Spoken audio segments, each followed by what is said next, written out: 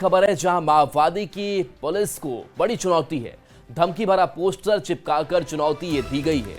Police के QR code के पास से पोस्टर लगाया गया। 2 दिन से माओवादी चुनौती दे रहे हैं। किसी के माहौल बिगाड़ने की आशंका है।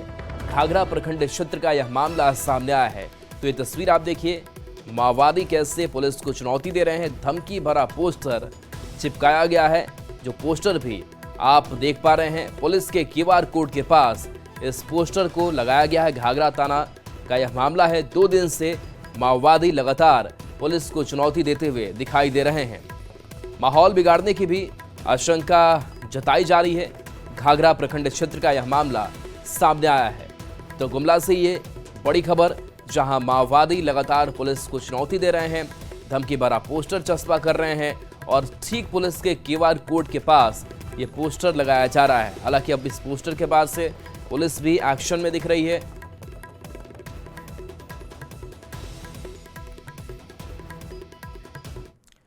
और हजारीबाग से बड़ी खबर है, जहां आवारा सांड का आतंक देखने को मिल रहा है। बाजार में घूम घूम कर लोगों पर यह सांड हमला कर रहा है। अब तक कई लोग इसमें घायल हो चुके हैं।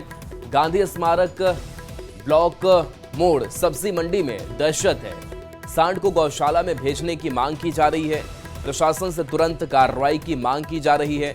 चौपारण प्रखंड क्षेत्र का यह मामला सामने आया है, जहां सांड की वजह से लोग दहशत में हैं। तो बाजार में घूम घूम कर लोगों पर यह हमला कर रहा है। कई लोग घायल हुए हैं और गांधी स्मारक ब्लॉक मोड़ सब्जी मंडी में इसका दहशत देखने को मिल रहा है।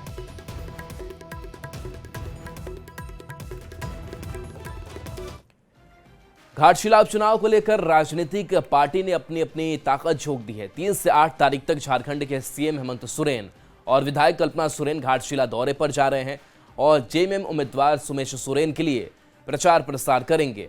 सीएम हेमंत सोरेन और विधायक कल्पना सोरेन घाटशिला क्षेत्र में रोड शो का कार्यक्रम करेंगे। झारखंड के कई मंत्री और विधायक घाटशिला में दौरा कर रहे हैं। वहीं मुख्यमंत्री के कार्यक्रम की तैयारी को लेकर जेएमएम के नेता और कार्यकर्ता जुट गए हैं।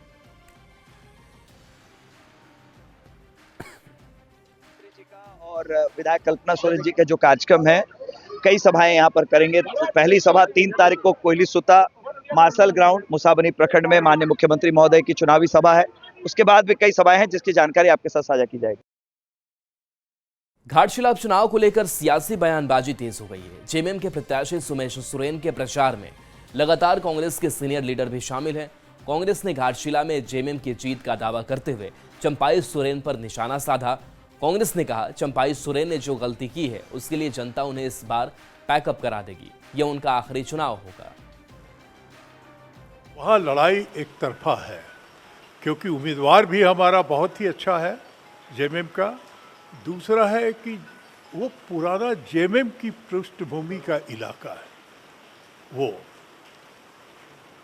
जो गलती किया है हमारे मित्र चंपाई सोरेन ने, उसको लोग रेक्टिफाई नहीं कर पाया है। तो इसीलिए उनको इस बार पैकअप करा देगा राजनीतिक तौर पे। दुर्भाग्य होगा, चंपाई सोरेन को बनने में लंबा समय हुआ था, बर्बाद होने में भाजपा में उसको कोई वक्त ज़्यादा नहीं लगा। ये दुर्भाग्य होगा। घाटशिला उपचुनाव को लेकर अब सियासी सरगर्मी तेज हो गई है। जेएमएम ने चंपाई सोरेन पर निशाना साधते हुए कहा कि चंपाई सोरेन दिग्भ्रमित हो गए हैं। चंपाई सोरेन ने सर्वोच्च पद देने के बाद भी उन्होंने विश्वासघात किया। तो वहीं जेएमएम और कांग्रेस के वार पर बीजेपी ने पलटवार किया और कहा कि ये लोग डरे हुए हैं। इन्हें पता है कि चुनाव में बीजेपी बड़ा उलटफेर करने जा रही है। लोगों के सीनियर रहे हैं, अभिभावक समान रहे हैं, दिग्भ्रमित हो गए। और जिस व्यक्ति ने, जिस पार्टी ने, हेमंत सोरेन ने और झारखंड मुक्ति मोर्चा ने वो तवज्जो दी, वो महत्व दिया, उस पद पर बिठाया जो सर्वोच्च पद होता है इस राज्य का, उसके बावजूद भी उन्होंने विश्वासघात किया।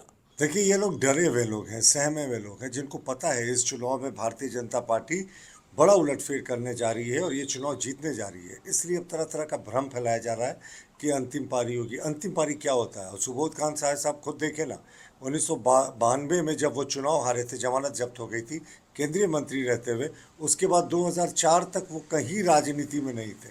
तो अंतिम पारी तो नहीं होता। इस बार जरूर जेएमएम के लिए ये अंतिम पारी साबित होगा। घाटशिला उपचुनाव को लेकर तमाम राजनीतिक पार्टी अपनी अपनी जीत का दावा कर रही है, मगर इस बार घाटशिला के वोटरों में काम करने वाले विधायक को चुनने का फैसला है। लोगों का कहना है कि इस बार आश्वासन से काम नहीं चलेगा, जो समस्या को दूर करेगा उसको हम वोट देंगे।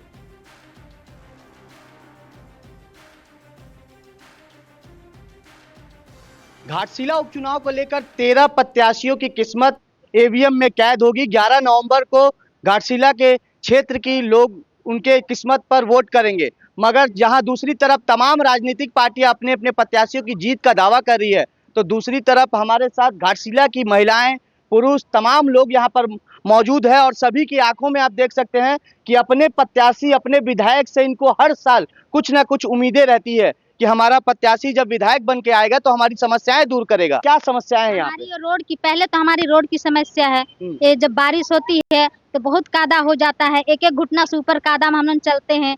यहाँ लोग मतलब बच्चा स्कूल नहीं जा पाता है, गोदी कंधा लेके हम लोग जाते हैं। खाना पीने का सामान भी हम लोग मोड़ से लाते हैं। किस मुद्दे को लेकर वोट करेंगे? बस रोड के मुद्दा है, हमारी जो रोड का समस्या है इनको हो जाए और बस हम लोग यही चाहते हैं। चाहिए हम लोग को ज्यादातर रोड का बहुत दिक्कत, बच्चा स्कूल नहीं जा पाता, हम लोग का बच्चा बारिश के समय में एकदम स्कूल नहीं जा पाता, घर में रहता है, ट्यूशन वगैरह नहीं जा पाता है, इसलिए हम लोग को पहले रोड चाहिए। परेशान हम लोग का काम धंधा पूरा बरसात में बंद हो गया। अब बुजुर्ग आदमी है, अब तो पूरे काम धंधा बंद हो गया। हम लोग इतना अथी हो गया ना रोड है ना कुछ है। हम लोग के सामने खड़े रहे, जब भी रात बीत, जब भी हम लोग एक कॉल करे, वो हमेशा जैसे हम लोग के ऊपर विश्वास के थ्रू हम लोग जिनको वोट देते हैं, विश्वास के थ्रू वोट दे रहे हैं, वो भी हमारे प्रति विश्वासी रहे। घाटशिला में सबसे ज्यादा पुरुषों से ज्यादा महिलाओं का वोट है और ये महिलाएं साफ तौर पे कह रही है कि हमारा जो समस्या, हमारी समस्याओं से निजात दिलाएगा, उसी प्रत्याशी को हम वोट देंगे।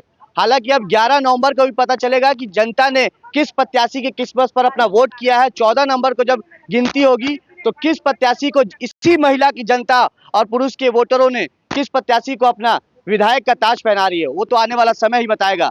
न्यूज़ 18 के लिए घाटशिला से आशीष कुमार तिवारी।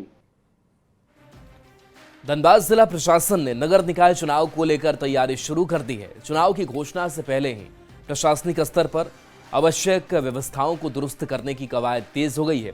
इसी क्रम में डीसी आदित्य रंजन ने पॉलिटेक्निक कॉलेज और विनोद बिहारी महतो कोयलांचल विश्वविद्यालय परिसर का निरीक्षण किया। इस दौरान एसएसपी प्रभात कुमार, अन्य प्रशासनिक अधिकारी और पुलिस पदाधिकारी भी मौजूद रहे। डीसी ने दोनों परिसरों का जायजा लेते हुए वहां की सुरक्षा, स्ट्रांग रूम की व्यवस्था, मतदान कर्मियों के ठहराव और साफ सफाई की व्यवस्था की विस्तार से समीक्षा की। अभी स्ट्रांग रूम वगैरह का चयन करने के लिए पत्राचार तो नहीं हुआ है, किंतु हम लोग एहतियातन के तौर पर 2-3 साइट पहले ही देख ले रहे हैं, ताकि जो बेस्ट पॉसिबल हो सके वो हम लोग करें, क्योंकि छोटा मोटा कंस्ट्रक्शन भी करना पड़ता है, डोर सीलिंग वगैरह करना पड़ता है।